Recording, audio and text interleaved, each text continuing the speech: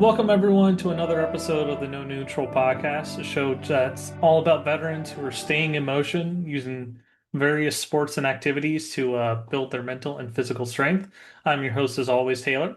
Joining me today is Colin, a man who does all kinds of sports that we're gonna get into. This is he's really diverse when it comes to it. Um, Colin, how long did you exactly serve in the military? Well, Let's start with first that. I'll start by saying my name's Colin. But yeah, so I did 9 years roughly. I did three in the guard, and then I did six active duty after that. And I started in the Tennessee Guard and transferred to active duty right after I had my first kid. Actually, I think it was like 2 weeks after I had my first kid. I was stationed at Fort Carson, where I PCS there, right out of the Guard. Deployed with Fort Carson in 2019, and then came back after that, went to Fort Bragg, and then I ended my career at Fort Riley in Kansas, and that's where I now reside. Okay, well, I mean, starting in Tennessee and ending in Kentucky and staying in Kentucky is, Kansas. not t or Kansas, sorry, not Yeah, bad. no, you're good. Can't be too far of a drive to go home and see everybody and all that for you. No, it's not too bad. I don't go home as often as I should, but I'm I'm pretty busy out here. I stay busy. Kind of fell in love with Kansas whenever I got out. And I always said when I would drive from Colorado to Tennessee, I always said I would never be stationed here. Like I will go to my death before I try to go to Fort Riley, and ended up getting here and kind of fell in love with it, with outdoors. I always hunted and fished growing up, and that's kind of what kept me here is some of the best hunting I've ever done. And then during that time of being stationed here, I it was always one of those childhood dreams to get back into motocross and racing. So I just, picked up a bike one day and kind of haven't really looked back. And so it's kind of really what kept me here. And then I got introduced to Vetamex while I was out here. And of course, they do their championship series in uh, Wichita area at Bar to Bar. So I went to that like the first year I was back riding, and I was like, all right, guess I'm gonna stay here now. Yeah, no, I haven't been able to go because for me where I live, school starts like the last week or two of August. So I can't just I'd be going solo if I did go. But also my wife would be stuck with the two kids and also not able to go to work because of just her work hours versus mine are different. Uh, but yeah, I plan on having Peter on sometime soon to talk about the championship and all that and his work with Venomex, but also with OVN as well. Yeah, Peter's definitely done a heck of a job with Vetamex and just bringing those guys together from all levels of the sport, from beginners to professionals. It's pretty cool to see all those guys come together, and they all served in some manner and all have kind of same experiences. And it's pretty cool to see all those guys come together and just ride, that throttle therapy that everyone talks about. Like it's a real thing, and Hmm. I use it a lot still. Like I work at the fire department now, and it's more real now than it was for me in the military, Like I just day to day seeing all kinds of wild stuff. And, you get off and you're like, I need to do something, whether it be skateboarding or riding dirt bikes or just being outdoors, fishing, hunting. I mean, Kansas kind of has a lot to offer. You just have to look for it. And luckily, I'm a pretty adventurous person and like to be outdoors. And, we got a great jiu-jitsu gym here in Manhattan, so it's not too far. So I kind of just have everything at my disposal. where some places you might have to drive a few hours. Like I'm pretty lucky to be where I'm at and have tracks around, and there's a few skate parks around, and then we got jujitsu and the outdoors. So it's kind of cool to just be around all of that. Yeah, no, definitely you've got all the opportunities to keep you busy. How many tracks are in Kansas anyways? I've Oh, never looked it there's up. probably four within an hour. There's Wichita has quite a few, and I got a membership at one of them at Jeeps, which they have like five different tracks. Uh, Oh, I think that's about 45 minutes from my house. And then there's a lot of guys that ride around here too. And I have a buddy that he's built a pretty solid compound. He has a bunch of property. He has about 300 acres they farm, and he has access to skid steers and plows, and he's got a water truck, and he's just been over the last few years just been revamping this place, and it's kind of a hidden gem. Like there's no one really knows about it, and he only lets a few people ride out there. So, a 20-minute drive and we can just go do whatever we want. And it's pretty fun to get out there and learn. yeah, no, it sounds like last, kind of like what my area of Michigan has. I've got several tracks within an hour, hour and a half. Um, D14 is one of the biggest motocross states around. I don't think it's as big when it comes to the enduro side of things Yeah. as some of the other states, but it's still up there. Yeah. Now, so you've kind of briefly talked about some of the different sports. So from what I've got for, my little bit of background for you, because I can use that to ask questions Yeah. for everyone at home who's listening. You do skateboarding, you do motocross, but also enduro, which is similar but different. Yeah. Jiu-jitsu. You've been Yeah. training for an ultra marathon. Yeah. Um, for some reason, I feel like I'm missing one besides hunting and fishing. I golf as well, but that's more of like kind of Relaxation. relaxation. Like I've golfed for a while, but like I'm no means good. Um, you know, we're just out there hitting the ball, and we'll be You're lucky just to hoping get it goes straight. yeah, we're lucky to get a few pars. And I got an eagle. I eagled my first hole. It's probably 3 weeks ago. Like I normally do okay. I'll shoot like 10 over or something. Like I'm not a good golfer, but I enjoy being just away from everything, and something that's not just destroying my body. Well, yeah, all the different sports that you do, some of them are definitely harder on the body than the others. All of them are great mental escapes from, I don't know about ultramarathons. I think that's more of a mental hellscape to just be running for Yeah. that long. Yeah, and yeah, I tore my knee up in training a little bit ago, so the ultra marathon's kind of being pushed to later this year.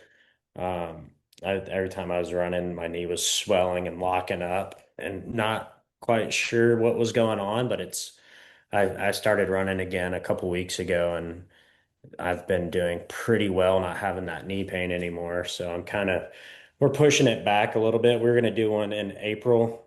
Um, that kind of got pushed.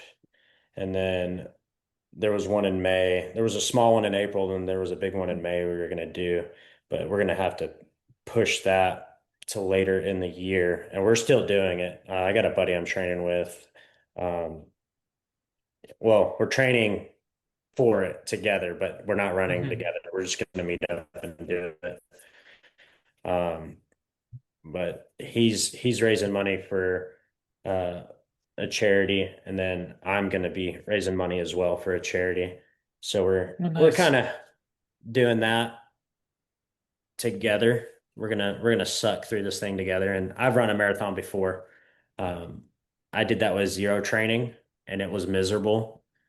So I Hmm. was like, I should probably train for this. Like I'm not 22 anymore, so let's do a training regimen, and you know let's let's do it proper nutrition, and uh, exercise and hitting your miles because you can't just go run an ultra marathon. It's once you start getting past that marathon, that those miles, that 20-mile mark, like your body, if you're not prepared, your body's just going to shut down. Um, so it's pretty cool to test your body and that's kind of like I really enjoy doing the endurance type style races. Like that's I do the hair scrambles out here. And, I like the longer races and just pushing my body and seeing what I can do. I really enjoying see how far I can go. So that's kind of why the ultra and doing hair scrambles like I'm don't enjoy running. Don't like I'm Hmm. not one of those people. But he's like, "You want to do this?" I'm like, "Yeah, I like to challenge myself. Let's do it." So I once I do the ultra, we'll see where we're at. I do want to do an either like a half Ironman or a full Ironman at some point. That is a goal of mine, but I'm not. My eyes aren't set on that right now. Gonna just get through the this ultra and kind of see where we're at, and you know, I don't know. We'll see what happens, where my Hmm. body lets me go, and keep pushing. So the ultra marathon, exactly what's the distance on that? Because I don't remember off the top of my head.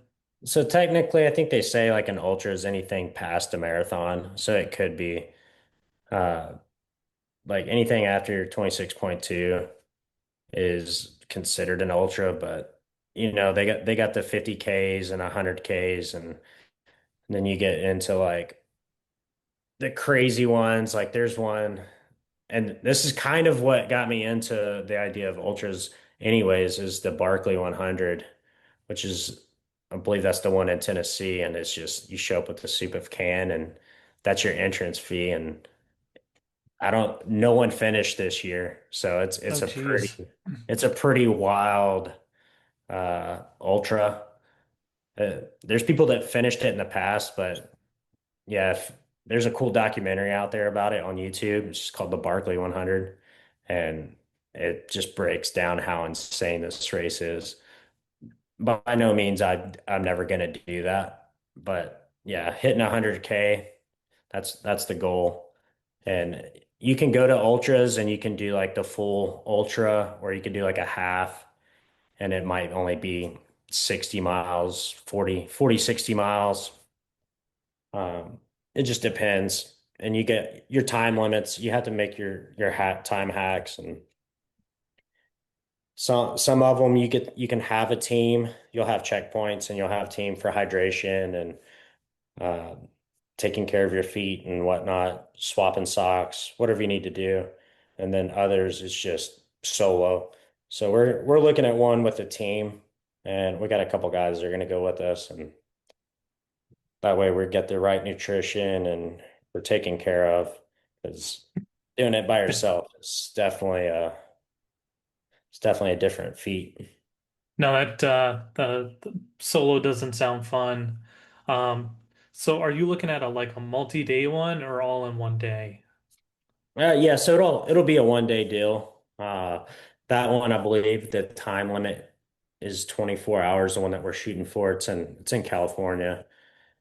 And that one's a 24-hour time limit. And if you don't make your time hacks, they'll stop you where you're at, like at the checkpoint. So you have to make certain checkpoints in a certain amount of time. So they're keeping people safe that way, I guess. Like, all Hmm. right, you're gonna get lost out here. It's nighttime and you haven't made checkpoints. Like you're obviously not ready for it. So that's pretty cool. But yeah, that's the one we're still figuring out the whole how we're raising money, and I don't want to say too much about it, like who's backing us, because we got Hmm. some pretty big names that he's a videographer and films for some people, and they're gonna just because we're still working on the details on how we're doing what we can wear and what we can say about it until we do it. Okay, I lost you there for a split second from the internet, but it sounds like you've got a pretty cool sponsor who's pretty big that is like, all Yeah. right, let's hammer out the details first, and then we'll make a big sweeping announcement with it, which sounds really Yeah, cool. It that's kind of sounds where we're at.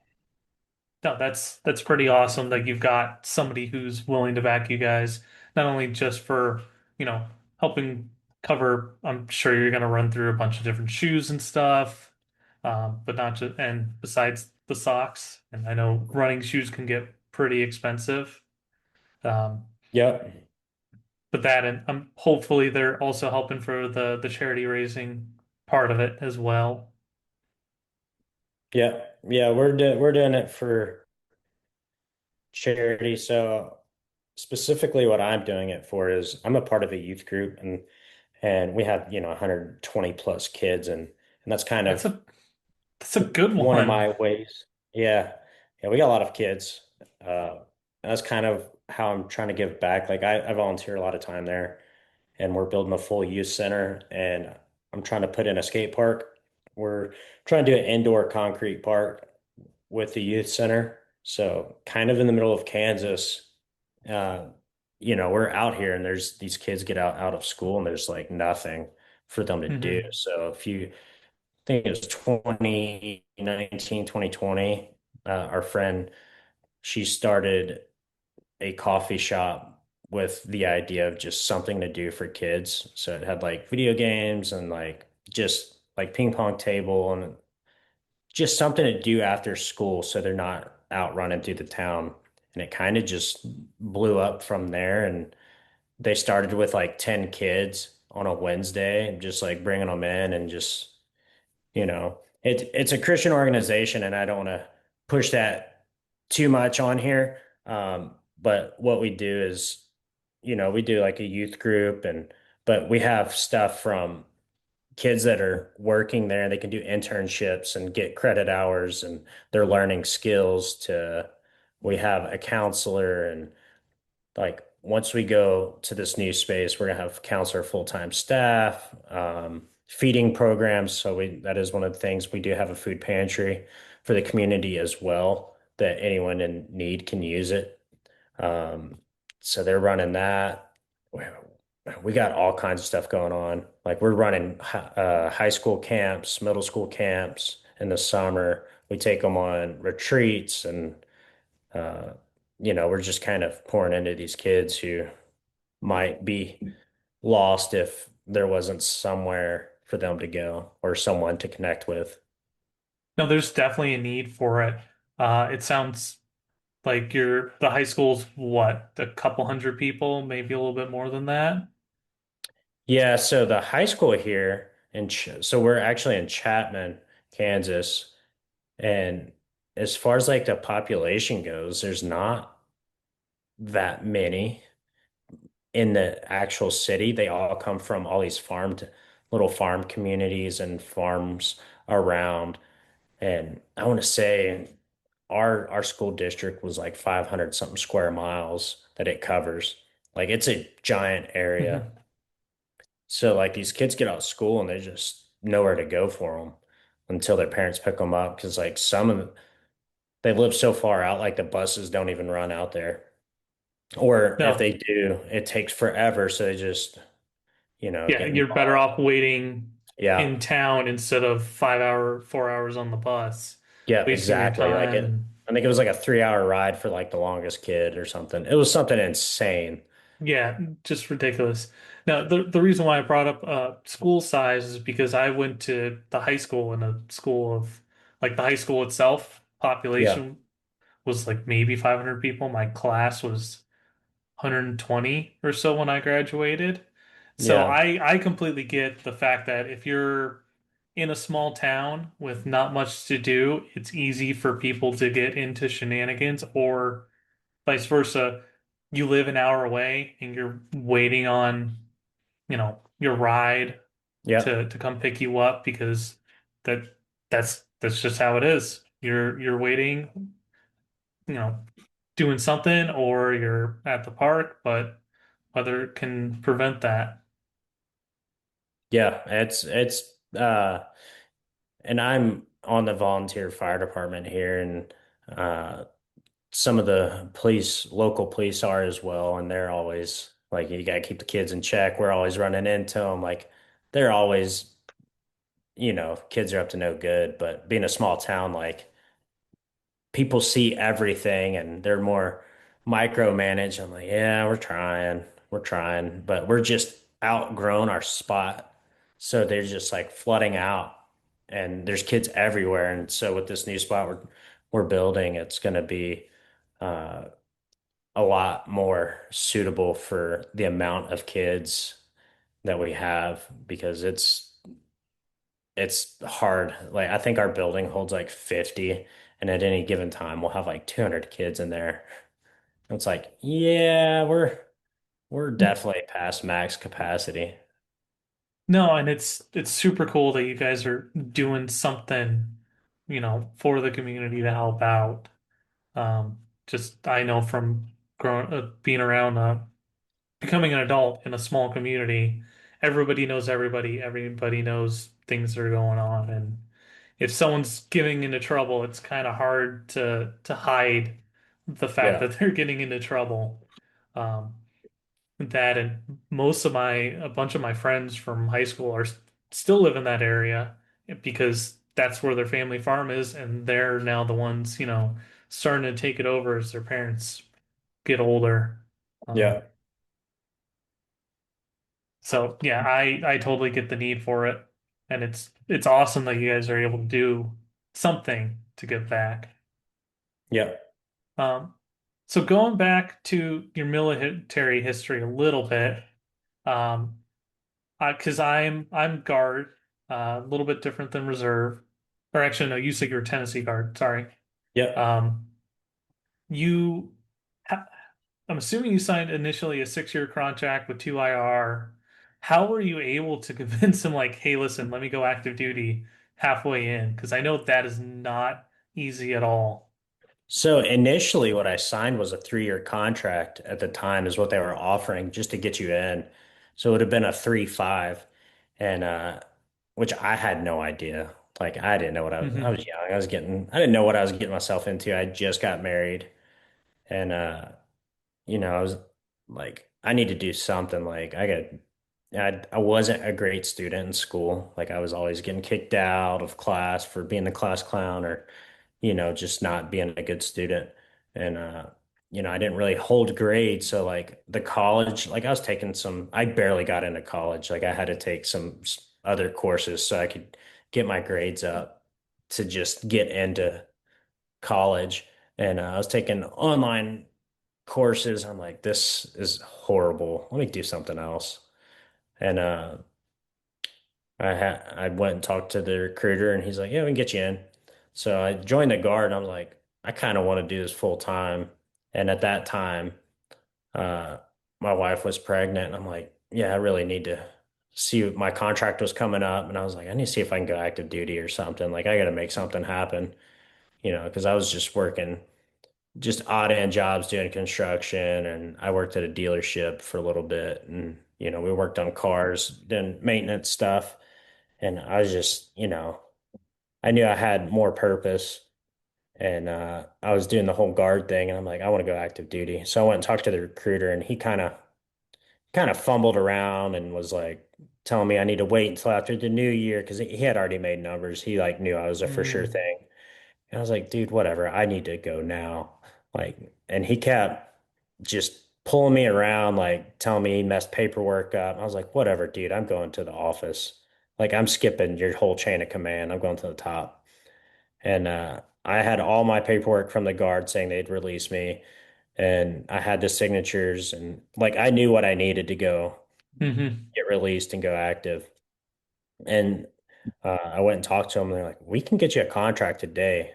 We just need you to sign." I'm like, "Done." I was like, "Can I pick where I'm going or change my MOS?" Because I was a tanker at the time. I'm like, "That's kind of cool, but whatever." And they're like, "If you keep your MOS, we can have you a contract today." And I was a 19 kilo in the guard. I was like, "All right, well, can I pick duty location?" They're like, "Yeah, you can." you can do that. We got a few places open for your rank. I was like, perfect. And she spit off like Fort Hood, Fort Bliss, Fort Carson. I'm like, is Carson in Colorado? And she's like, it is. I'm like, sign me up. I'm going there. Like Colorado Springs, Fort Carson, like, yeah, I love I love the mountains. And I never snowboarded until I went there and I got to that unit. Like I signed that contract and I left like 2 weeks later. And the first person I met, and he's still one of my best friends, but we were out training. Like we had gunnery the first week I got there. Like as soon as I checked in, I went through in processing, showed up in my unit, and they're like, "Hey, we're going to the field tomorrow for gunnery. Be ready to shoot because you're the gunner." I'm like, so just pencil whipped everything and like all of my quals and like all my GST and everything. They're like, well, all your stuff's up to date. Like, we got to get you out there. Like, you're gonna go do your table three. Uh, I think it was table three.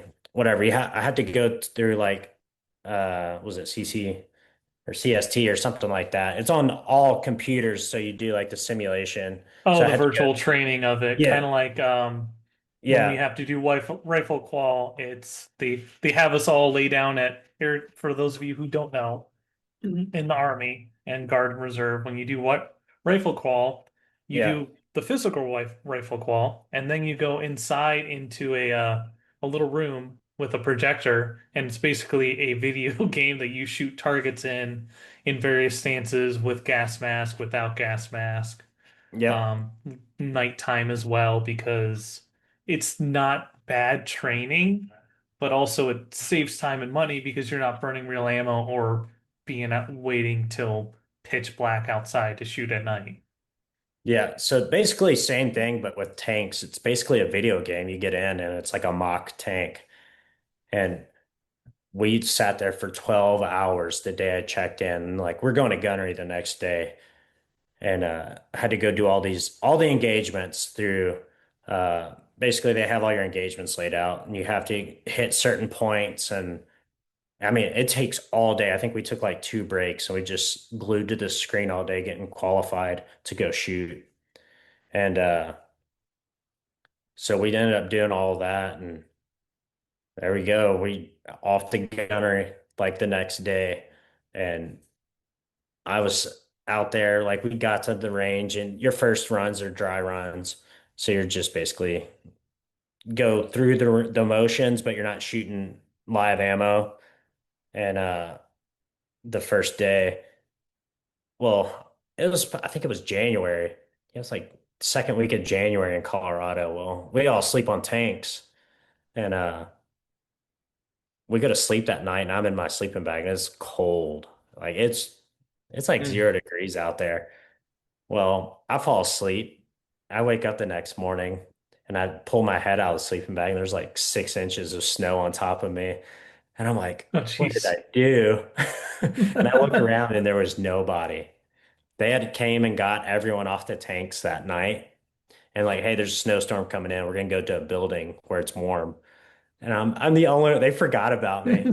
They missed the new guy, the They guy missed that's the been new guy. there So I just for a like woke day. up at like 6 in the morning and there's like 6 inches of snow. And I'm just like, what did I just get myself into? And yeah, that was the start of my active duty career. And I ended up meeting some of the best friends there and still talk to them daily. And yeah, it was fun, deployed with them. And we all sucked together and went through everything together. And we went our separate ways and I think everybody got out except one guy, which I don't even know what he's doing. He's in Europe somewhere at Graf doing training or something. I don't know what he does, but yeah, we all ended up getting out after a few years. Uh, we went to a few duty stations. Everyone kind of just trickled out, and I think I was one of the last people to get out, honestly. But they'd already probably been in for a second active duty time too. Yeah, And that's one of the problems with combat MOSs, or I'm not sure if Tanker, I'm assuming Tanker qualifies as one. I'd like to Yeah, I think think it would. yeah, I think they say that like we get made fun of by the infantry, whatever. Get your blue cord, blah. And no one cares. Like No one you cares get to about the blue walk cord. everywhere. Every time I was around infantry, they were trying to ride on the tank because they were sick of walking. You know No, what? they're It's all always good. sick of walking. And then they make fun of the supply person who's driving the vehicle with all the supplies in it. And Stealing everything. they're just like, yeah, my own TV has AC and heat. So what do you guys want a box of MREs? Because that's what I can give you at Yeah, this and point. I was at an infantry unit when I was at Fort Bragg, and I was airborne, and I did all that, and we were standing up a tank, basically a light tank battalion, or we were testing them to see if it would work, and I was in 1P out at 82nd, and it was like, yeah, these dudes hate their lives, like they're just walking everywhere. Every time they get a chance, they're jumping on the tank, trying to. They're going through my cooler, trying to steal my snacks. I'm like, you chose the wrong job. Like, I'm just following you around all day at a snail's crawl. Like, we technically we're there for support, whatever, if they got into engagements, but that's kind of was like the mission set. But they were always jumping on the tank trying to get rides back. I was like, yeah, I chose the right job. Yep. No, most people I know that start out in a combat MOS end up changing at some point because you just can't do it forever. Um, Yeah, it's so hard on your body. Like everyone, and I have lots of friends that were, infantry, sniper section, whatever. And by the end of it, they're like, man, my body is broken. I was like, yeah, so is mine. And I didn't walk everywhere.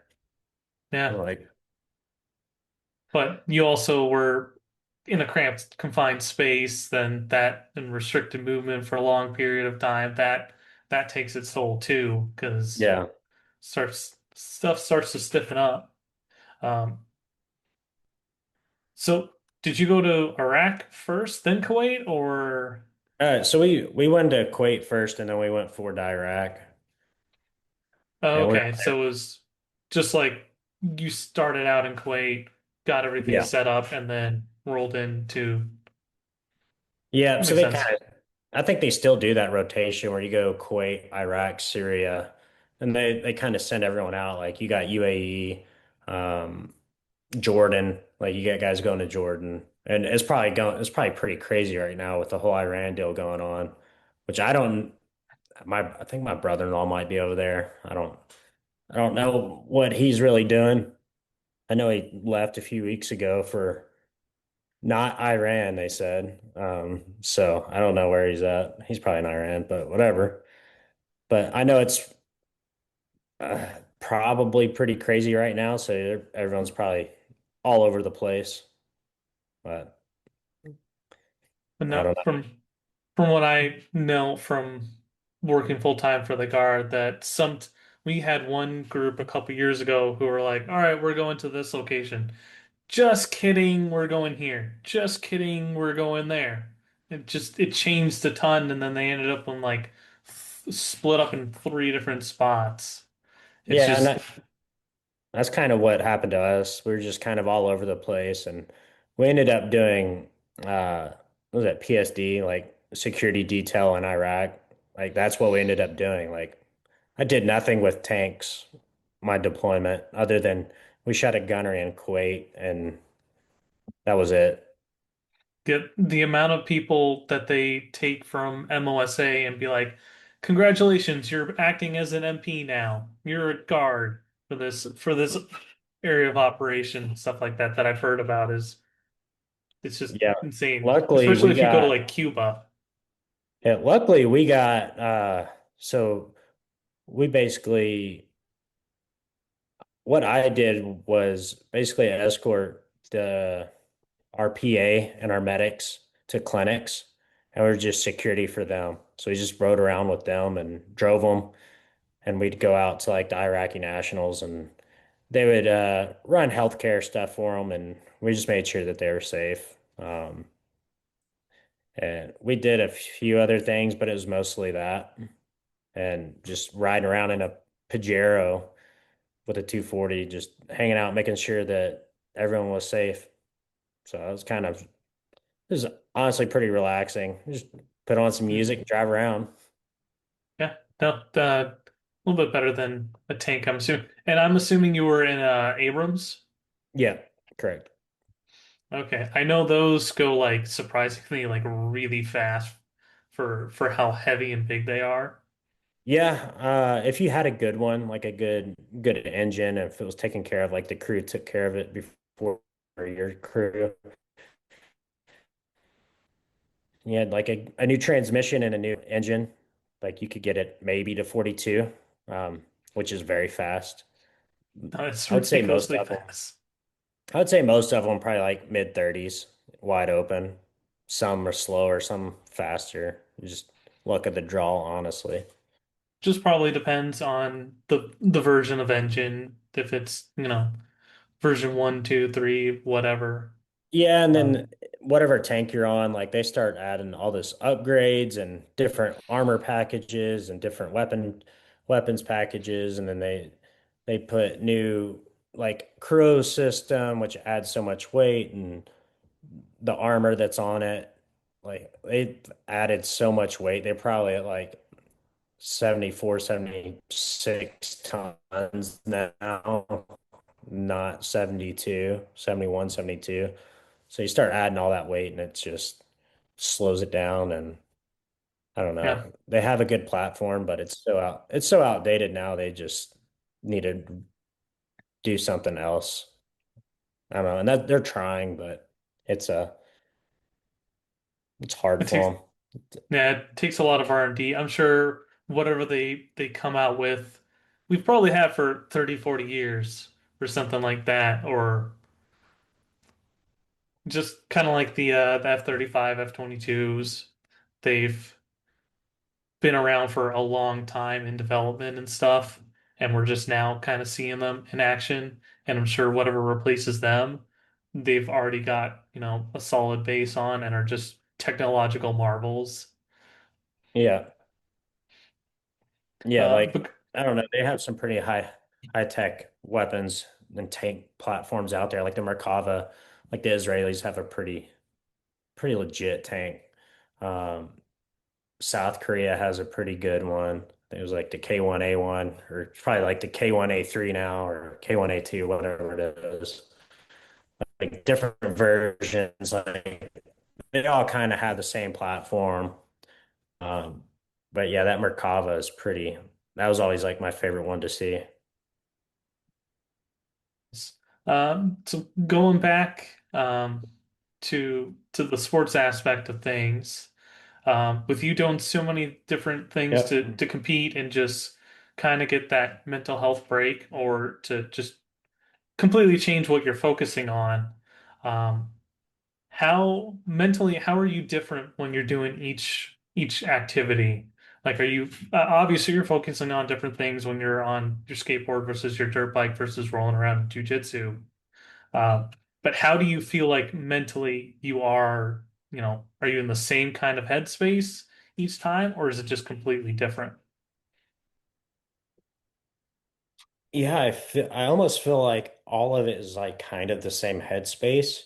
You're just thinking about it a little differently. Like skateboarding is, it can be very high paced in moments, like, but you could also just be talking to someone, hanging out on a fence, watching other people skate. Like this, like skateboarding aspect is you could be out street skating or at a skate park or, in my garage, right? And like you kind of the mental space, like you're not really thinking about anything else but that. But you could also just be carrying on a complete random conversation with somebody about just life in general, or you could be talking about anything with like connecting with other people. Like it's just kind of a gateway to connect with people, honestly. And same with like jujitsu and riding dirt bikes.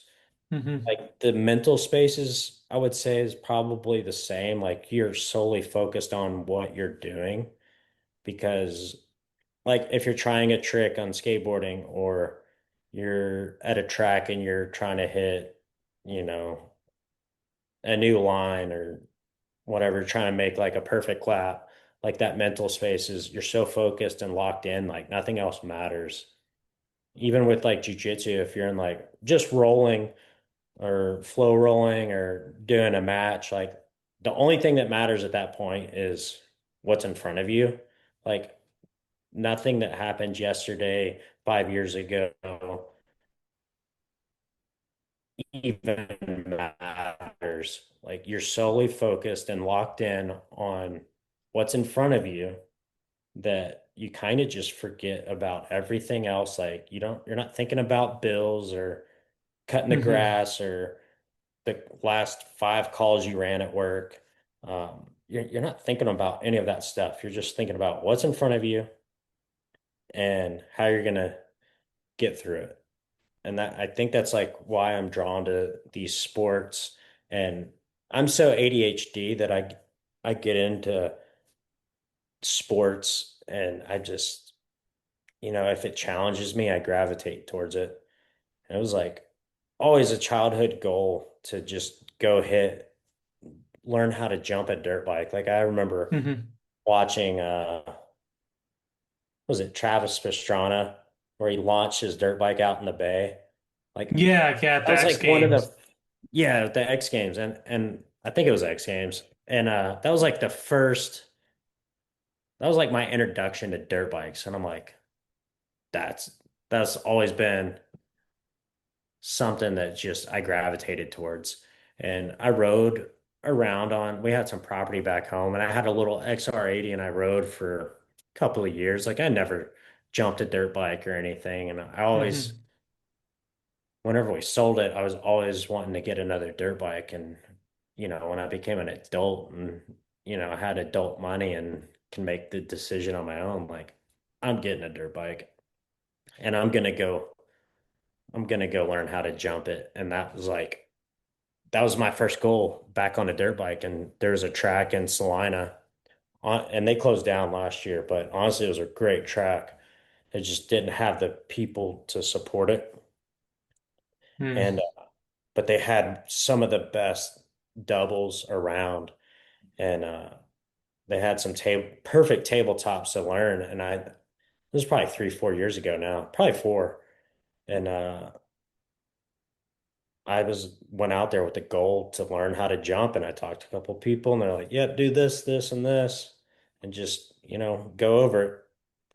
And like if you start doing a wheelie, just tap your brake; it'll bring your nose down, or if you're 2 nose down, just give it a little throttle; it'll level it out. I'm like, okay, and I just started figuring it out, and then they're like, yeah, you could hit this inside line and it might save you some time, but if you're more comfortable, hit that outside line. And sometimes it's faster. And they're like teaching me like how to read the track. And, I kind of just started building and, I did a few races and didn't do too bad, like probably mid pack, like C class mid pack when my first year. And I was like, all right, well, I still hanging in there. Hmm. And And then I did a hair scramble the same year, and I'm like, I enjoy this. I want to do this.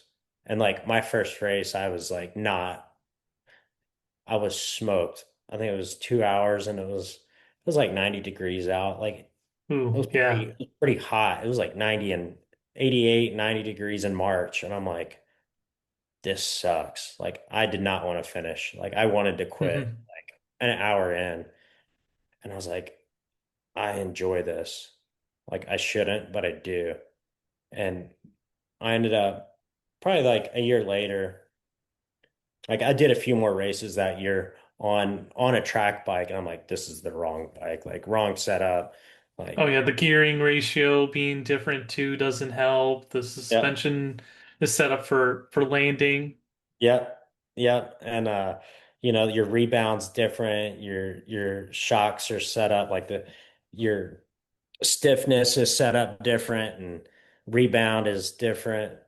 And you're, I mean, sag's kind of the same, but honestly, I rode a couple KTM 300s like XCWs and I rode a Beta 300 and it was like a YZ 250 that was set up.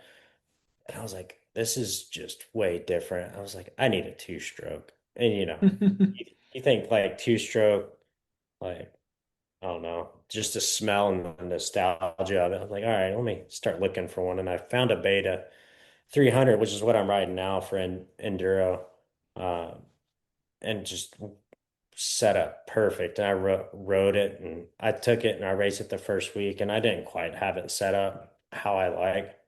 And I think I got like eighth or something in that race on that bike.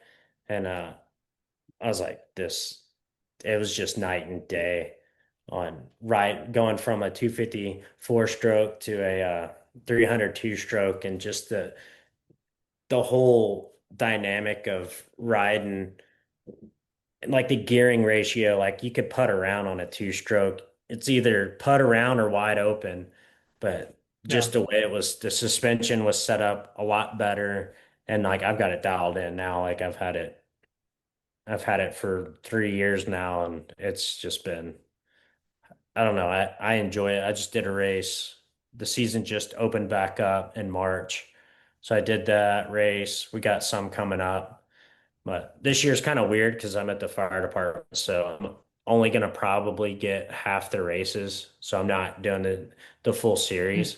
So I'm just hitting races when I can because I work. It was like every other Sunday, which races are normally Sundays for that Yep. series. So I'm doing what I can currently. So this year I'm not really chasing championship series or anything like that. Just hitting a few races, more focused on just enjoying Improvement, probably, and enjoying it. improving. Yeah. And my son is riding a lot now, so I've been taking him out, and he's been keeping up with me, and I got him trying some hard lines, and he's getting after it, and I'm kind of like I got a couple races I am gonna do. I think I ended up getting ninth in that last race, and there was 47 racers in our class. So, I mean, I feel like I'm doing okay. I won. I did win my first race last year, so I was pretty happy about that. So hopefully I can get on the podium a couple times this year and figure it out and keep Hmm. moving forward. But yeah, I'm trying to hit a few races, but I also, got the ultra marathon thing going on, and uh, I'm also filming a skate park for the summer. So it'll probably be taking a toll on me as well because it does take a lot out of you. Just, I don't know, it's something I've been wanting to do for the last year or so. And I'm like, all right, I'm gonna do it this summer. Go film, put a part together, just kind of something that I like goals and I Hmm. want to be able to look back when I'm like 55 or 60 and be like, oh yeah, I did that. That's cool. Yeah. Yeah, it just gives me something to go ahead. So is that basically just a compilation video of you doing a bunch of different tricks and grinds and stuff? Yeah. Like, okay, that's what I figured it was. Um, uh, and I think most people are kind of familiar with that. If they, you know, we're probably close to the same age. If anyone watched anything MTV with like the Johnny Knoxville stuff, Yeah. don't I don't want to say the name because I don't know what platforms are picky about certain things and whatnot. Um, but yeah, I think anyone around our age would be familiar with those compilation videos of a skateboarder doing a bunch of tricks, going to different sites and hitting the giant stairs and all that. Yeah. Yeah. And my buddy, he runs a page. It's called Official Military Skate.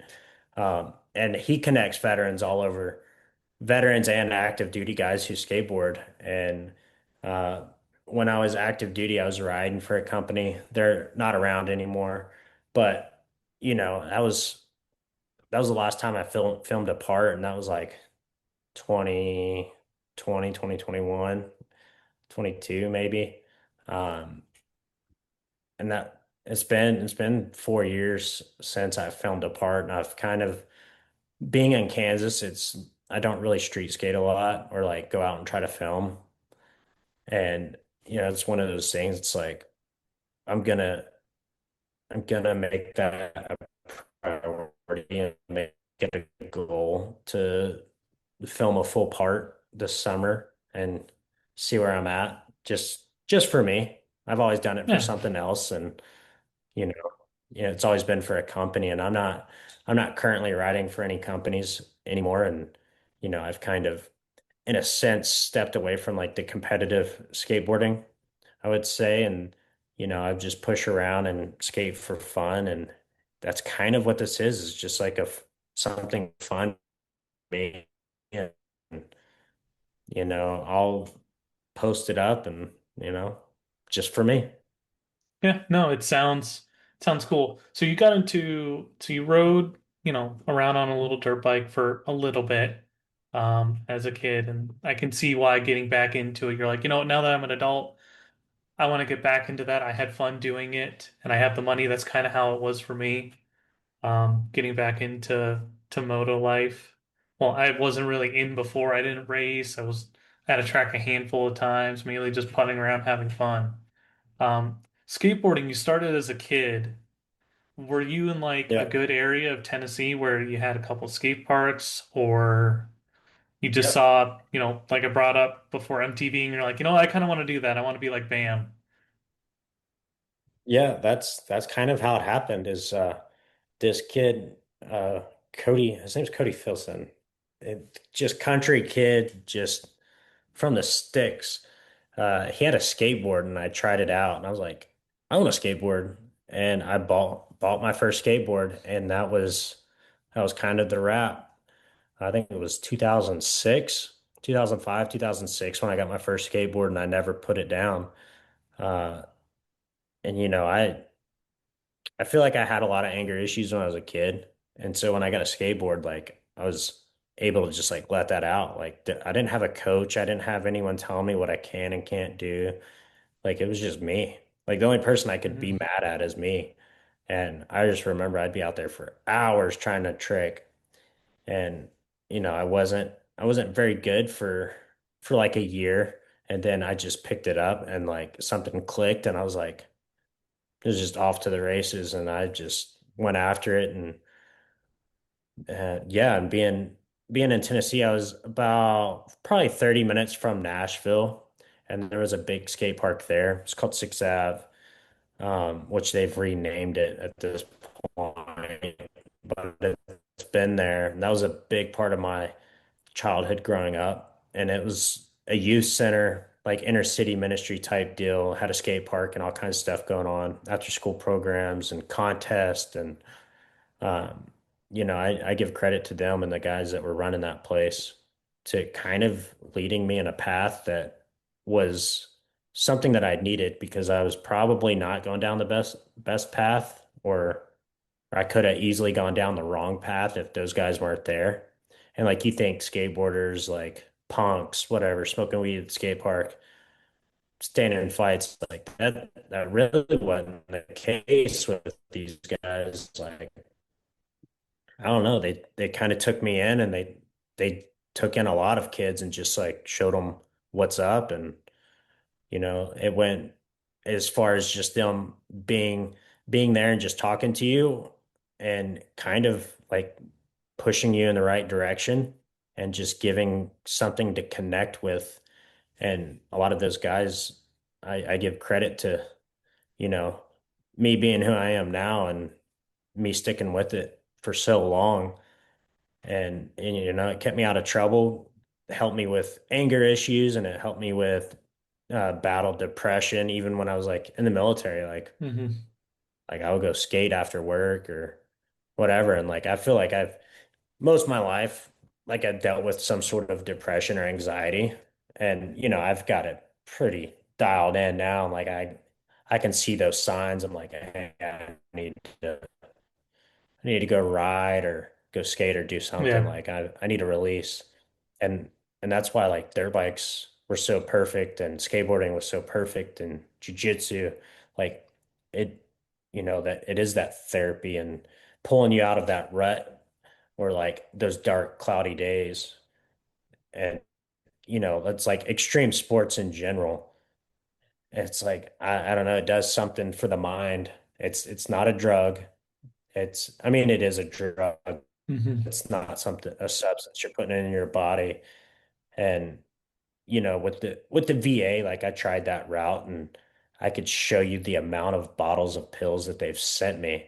I'm like, what are y'all doing? Like they're just putting on like all kinds of crazy stuff, like giving me like gabapentin and all kinds of stuff. And Yeah, I've joked about it as it's the VA cocktail. it is. That they're just like, here, we're gonna start with all of these and have fun with those. You're not gonna be, the same as you are mentally. We should probably start you off one at a time, figure out what works, what doesn't work, and all that.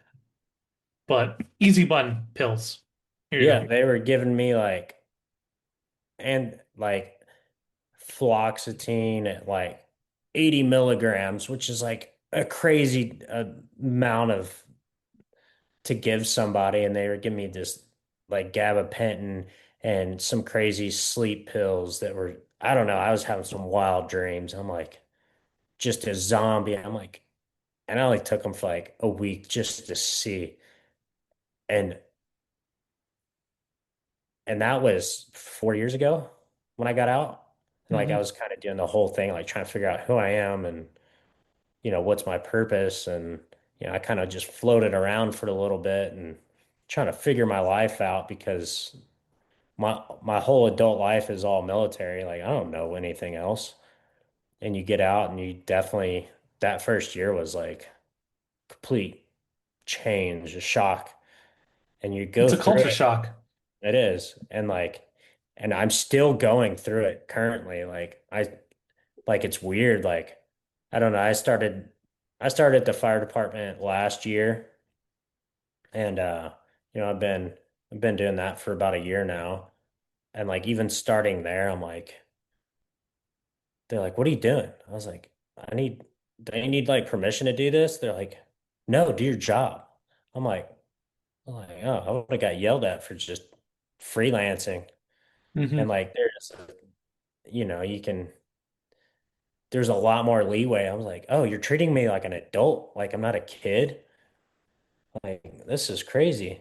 And like, even though I was in leadership in the military, like, you're still so micromanaged. Yep. Like, and then going to the fire department, like, yeah, figure it out. Like, you're an adult. Like, you're expected to know. And I'm like, wow, this is amazing. Hmm. But yeah, it's just been like s- still like I kind of compare it to like you see a lot of guys get out and they either go police or fire just because it's like an easy transition and it's like Yeah. that sense of purpose is still there. And the similar camaraderie and Yeah. also kind of almost the same hours, I would like to say. Probably like the same kind of Yeah. setup here and there. It's more police, the Yeah. structure of this is your shifts and you're doing this. This is when you have to be here. This is when you get to end. Yep. Sometimes you're at the end, you're staying a little bit later to do paperwork and other stuff Yep. or other admin tasks, kind of like the military, but it's definitely similar. Yeah. Yeah. It's an easier transition. Like I couldn't see myself just sitting in an office all day, just sitting at a computer. Like it's not for me.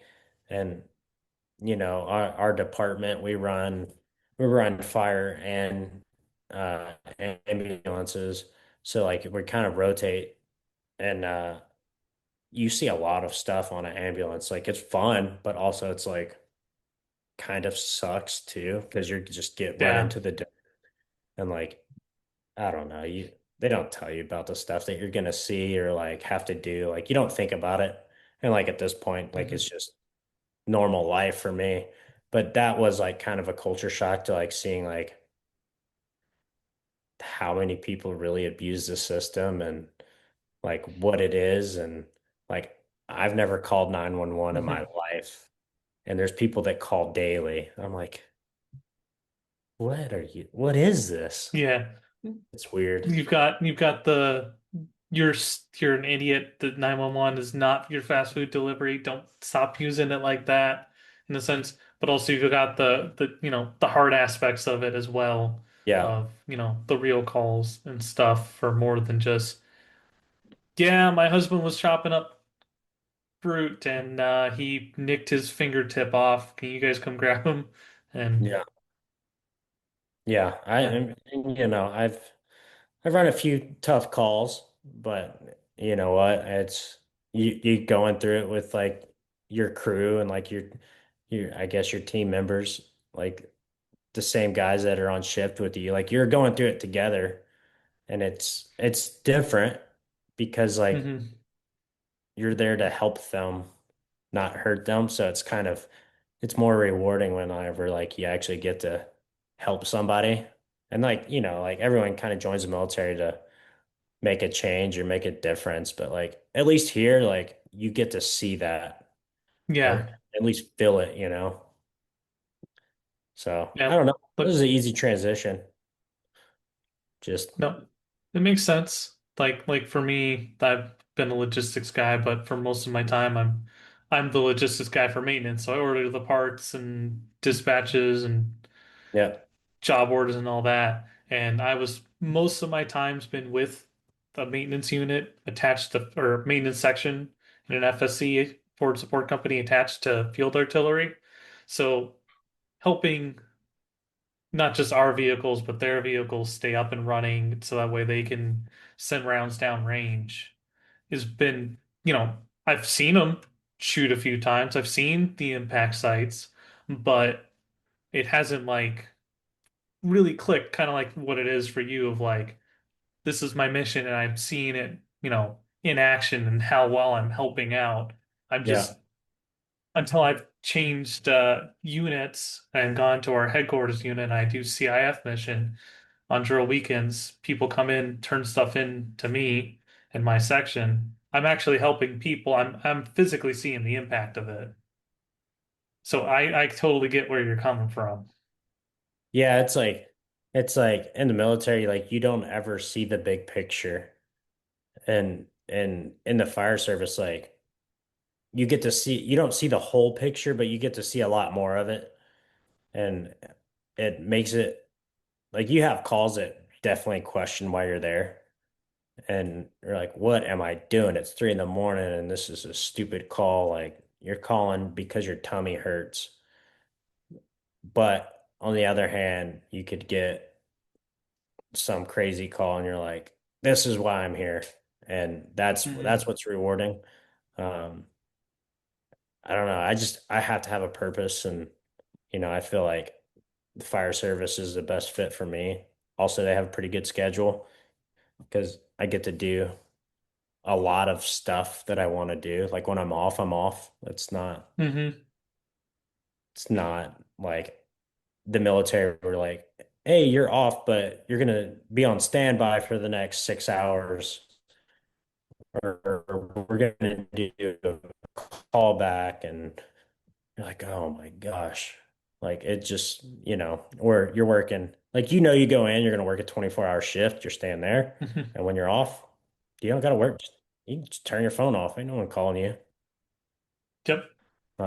Unless you're working overtime. But other than that, it's pretty chill. I enjoy it. No, and I'm assuming you're kind of like me where you found OVN through VetaMax. What made you decide Yep. to become an ambassador athlete also?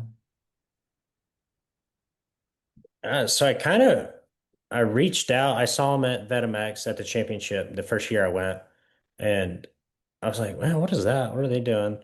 And then I started seeing them pop up more and more. So I reached out, and I'm like, that's kind of what I'm doing with skateboarding with like we didn't really do it with skateboarding, we were just connecting. So we had a my buddies started it was called 6 Feet Above was a foundation they had started. It was nonprofit, basically connecting skateboarders. Um, and they would do skate retreats and just have, therapy sessions. Like they would have just come together, talk about stuff, hang out, skate, learn different ways to cope with stuff and just like grow. And that was at the same time when like I started seeing OVN and like I was like, that'd be cool to like kind of be able to grow this a lot more. And 6 Feet Above kind of went, everyone kind of, it was just so much to do a retreat and you have to have so many donors. Like it kind of just went dormant. Um, Hmm. and I got to help with a few of those and it was awesome. But I was like, all right, what's next? Like I want to be able to keep doing this and we haven't been able to. We did an event last Veterans Day with official military skate. They do a yearly Veterans Day event. Um, and OVN, I was like, that'd be perfect. Like, let's just get guys connected. And that's what OVN is doing is connecting guys through throttle therapy or their sports. OVN's in Hmm. so many sports. Like I didn't know how big it was when I first got involved. Yeah, And same. like bull riding and uh We've got a ultra race car running. driver who also does bodybuilding. Yeah, just any She's going to be on sport, soon. Yeah, I just talked to her. UFC, Pickle. Yeah, Liz like Carmouche. Like, yeah, huge it's like name. insane. Like, yo, like I had no idea. And even until after I was on and like an ambassador for OVN, I'm like, I didn't know it was this big. Like sitting there watching a UFC fight and this guy's wearing OVN. I'm like, that's wild. Like Hmm. that's so cool to see. And I'm like, I definitely want to be a part of that and like let's grow this thing and let's bring people together. Like you don't have to be alone. Like it doesn't, you know, like what we all have our own battles, whether they come from the military or some other area in life, you know. We all experience something. Let's just we don't even have to talk Hmm. about anything. It's just be together, you know, or just know that there's someone there to call. And you know, we've all lost buddies to suicide and we've all probably dealt with the thoughts of it and Yep, our own internal battles yeah, that everyone, a lot of people struggle with, you know. yeah, and it was like, man, I need to do more and that's kind of why OVN I was drawn to OVN is because they are doing that and they are reaching out and they do give out resources and it is making a difference. And I was like, yeah, let me talk to him. And I did the whole questionnaire and intake, and it took a little bit. And,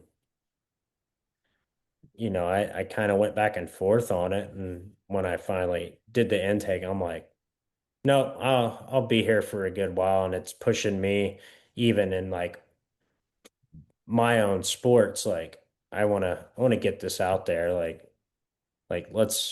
hey, you're even just having it. And be like, hey, what's that? What is OVN? Like, it looks like a soldier saluting. And Hmm. like, what's that about? I'm like, oh, well, let me talk to you about something real quick. And, able to connect and just bring veterans together. And like, Hmm. I've met guys that you would never even think that were veterans through on dirt bikes. And they're like, I've never even heard of Vetimax or OVN or anything like that. Like I thought I was the only one.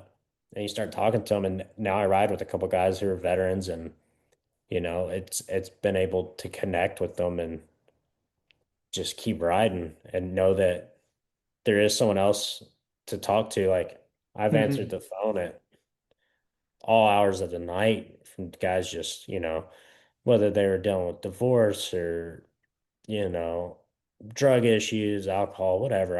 My phone's always on. I've always answered. Hmm. Uh, it might, I yeah, I don't remember a time that I've not answered. And I try to make myself available for that. And I've had to call people too. Like I've made phone calls like, hey, I'm not doing good. Like I don't really want to talk about anything, but let's talk about something. Yeah, no, connections, veterans connections save lives, in my opinion. Being Yeah. able to have, you know, doesn't matter what branch they've served in, what if they're, you know, logistics, infantry, a cook, we've all have similar experiences and we can all connect and kind of kind of help each other out. Yeah. Yeah. And that's like one of those things is like with riding dirt bikes and yeah, just any sport in general. Like you'd be like, hey, let's just go ride. Like, not doing good today. Like, all right, you don't have to say anything. I'll meet you there. Hmm. That's it. That's all you need. Like someone to show up and just like you don't have to pry it. If they want to share, they can. If not, cool. Let's just go ride and let it out. Like I get it. Hmm. And same with jujitsu. Like guys doing that, like, hey, let's just go roll. Like, all right, cool. I'll see you at the mat. Yeah, I just talked to Chili the other day, had him on as a guest, and learning the his aspect is kind of like yours about BJJ and how he's been able to connect other veterans to it as well. Um, so it's been really cool to just talk to people and hopefully spread, the what the ambassador athlete program is all about to everybody is we're in all these different sports and we were going to be in those sports probably anyways, but now we can connect other veterans to maybe not my sport, maybe not your sport, might be to pickleball.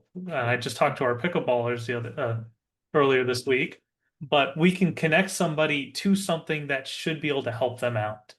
And if I don't know, I don't know, I know more about pickleball than I did, a couple days ago, but I can at least say, hey, these are two people that I can connect you with that can tell you what to get, what not to get, best place to start, so that way you can be set up for success and also have, another outlet or a new outlet or your only outlet. Yeah, and it's awesome that OVN is in so many different sports because like pickleball, like I don't know, fire department's about some pickleball. Like I'm about Hmm. it. Like I got a racket or whatever paddle, not a racket. Hmm. I got a nice paddle for Christmas. Like my wife's like, you're gonna need this. I'm like, yes, I do. And it's like with skateboarding too. Like I skateboarding, you can get into it for fairly cheap. Yeah. You It's could a go to low. Walmart and buy a board. I wouldn't suggest that one, I no, I wouldn't but you either, can. but you can. But yeah, you could definitely do that, and for like $120, you can get a full setup, and you can start learning in your driveway and go to a skate park and start progressing. Like it takes a little bit of courage, and you're gonna fall, whatever. Like it's hard. Like that's why we do it. Uh, it's good exercise. Like my legs are in the best when I'm skating consistently, my legs are in the best shape of my life. Like I mean, you're lifting your weight the whole time, Yeah, jumping, it's running, tons whatever. Like it's body weight healthy. exercises for days. Yeah, you're doing a lot of squats. Um, Hmm. but it's one of the like dirt bike. Like you look at the price entry, like motocross or just getting a bike, it could be not affordable for uh the Lots of average people. yeah, just lots of Hmm. people. Like it doesn't matter if you have the money or not. Like your financial situation might not allow you to have it. But with skateboarding, it I mean if you got a job, you can get a board. Or if you can't afford a board, I can get you one. Like just reach out. Like that's Hmm. like I gave a board away 2 weeks ago just to some kids because they were out and they don't have anything to do. I was like, you need a skateboard. And you know what? I seen them skating the other day. Um, it's one of those things. It's the price point to just get outdoors and do something healthy that isn't Hmm. to get your mind off things. Like it's perfect. Like you can go ride around on a tennis court or ride down the sidewalk. Like you don't have to do tricks. You could just cruise around. You can get a longboard and just cruise down some hills in your neighborhood or Yeah. ride around. Like it's just the thought of there's nothing in front of you. You're just riding around, feeling the wind, like just being in nature and learning something new. Like that can be enough. Hmm. No, there's a sport out there for somebody. It may take them a second to find it, and hopefully they do. Um, on that note, I think this is probably a good stopping point because we've been talking a lot longer than I thought we would end up. But you just do so many sports, it's hard to not hit up all of them. Um, that and it sounds like the work that you do, not just, with OVN, but in your personal life for the fire department and the youth organization you're in, that sounds like a bunch of things that have they've affected your life. Yeah. I can totally get why you're, a part of a youth organization because one helps steer you down the correct path, where it might have taken you a second longer and you Yeah. could have got into some serious trouble before you were in, where you're going. Yeah. And that, being a part of the youth group, like I probably wouldn't be in the military. I'd probably been in jail if I didn't have the right people guiding Hmm. me. My life could be completely different. I don't know. Um, I feel like having to give back, like giving back to the youth and, you know, whether I push them in the right direction, if, I've done so much that, you know, connecting with the youth, like you have to do a lot, like skateboarding, like the riding dirt bikes. Like I got kids I talk to because they probably would have never connected with me, but then they found out I rode dirt Hmm. bikes and they're like, "Oh, all right, you're kind of cool. Like we Yeah. can talk to you." I'm like, or they like I'll bring the skateboard out every now and then at youth group and I'm like, "Oh, you're kind of cool. You skateboard." Or Hmm. whatever, like you beat us at ping pong. Like, yeah, I try to stay, polished on the sports so I can Hmm. connect and, kind of push kids in the right direction, whether it be, going to school or joining the military or whatever, And same like military, like I just try to stay polished up on everything I do and just connect. Like I want to be Hmm. able to just, if it's go to the skate park and hang out and talk and, you know, we could do that. Or if you want to go rip a dirt bike, let's go do that. Let's get some therapy in. Yeah. Yeah. It's awesome. If people or if any sponsors want to support you, or if anybody wants to support you, what's their best way to do that? Oh, if anyone wanted to support me, you could uh Instagram is Collin615. You could email me, collinsullivan93 at gmail.com. Uh I can put my phone number out there. I feel like Instagram's the easiest way, or Facebook even, just Collin Sullivan. Uh, that's that's really the only socials I have. I don't have TikTok. I don't do uh was it Twitter or was it X now? Like I don't do that. I think it's Instagram is X my big now. one. Yeah. I cleaned my page because I'm kind of there was a lot of stuff on there from when I was in and I completely blanked my page out and I'm kind of doing something with it. And I'm gonna start posting some different stuff and more towards uh uh, the events that I'm doing and kind of using it Yeah. more of a platform to connect. Because I use Facebook for like family and stuff, but like Instagram is Hmm. like my platform that I use, and that's probably the easiest way to connect. But I'm anyway, like you have my phone number as well. Like if anyone wants to reach Yeah. out, No. that's Eh, they could text me, call me. I'm I'm always around. But yeah, I definitely would love to get more people into the skateboarding side of things and kind of skateboarding's pretty new for OVN, and I definitely want to grow that and get some other guys on board with skateboarding and probably get an event going, even if it's just like meet up at a skate park somewhere and hmm get some veterans together and grill out and skate as an event, just something relaxed. I would love to do that this summer, probably next couple months, probably after July 4th. It's pretty busy before then, but Yeah. or early fall. Just get a maybe even a weekend and just get a bunch of guys together to skate or whatever. And like kind of how they do Vet MX, they make it a it's kind of a week long. In Kansas, like we could pick somewhere hmm and just do a long weekend, like 4 days, and we could just get together and skate and we've done that with official military skate. So I do hmm shout them out and I might be doing something in conjunction with them out in San Diego and getting an Airbnb and just having guys come hang out, just go to skate parks and doing that. But that's one of the things I want to do this year is uh, get that going. Yeah, no, that'd be really cool.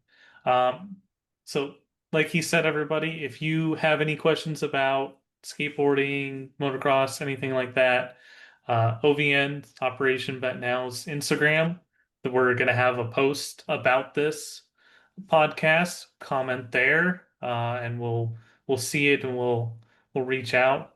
Um, I'll have, if you're watching on YouTube, you'll see underneath Colin's face, his Instagram handle. For anybody who wants to see what I'm doing next or anything like that, I'm Purple Badger Man everywhere, capital PBM, no spaces. Make sure you check out Ovian's website as well, because we have a calendar and we for everyone's all the athletes events that we get as soon as we can figure out it or know about it, we put it on there. And remember, the whole point of having, you know, the next mission is to prevent you to get to crisis. But if you get to a crisis, please reach out. Vet for Warriors is a confidential veteran ran help service you can call, email, or chat with 24/7. They're not all, some of them might be, but most of them are not psychiatrists, but they're all trained and they have the means to help you and they will stay with you. If they can't help you, they will find out somebody who can and they will stay with you the whole time. Um, and if you forget about them, you can always call the Veteran Crisis Line at 988 and press 1. Colin, thanks for spending the time with me. This was really cool. Uh, Eventually, my hope is to do this live on YouTube, Instagram, Facebook, wherever, and take live questions as well as chatting with, a bunch of different people. So if you'd be interested in it, it'd be cool to have you do that. Yeah, I'm always down. Yeah. And thanks for coming on. Well, if we ever get another skateboarder, which I hope we do, it sounds like you've got some people who you might be able to be like, hey, listen, this would be a good thing for you. This would be cool for you to do. Um, we can always have a multi skateboarder episode on, especially, with somebody in, what some people might consider like a mecca in skateboarding, like who lives in San Diego, where there's just tons of it and opportunities around.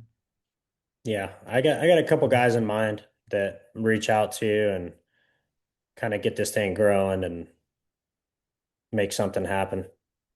Yeah, no, then we might be able to see a FedMX version of but in skateboarding. I don't know what that Yep. acronym would be.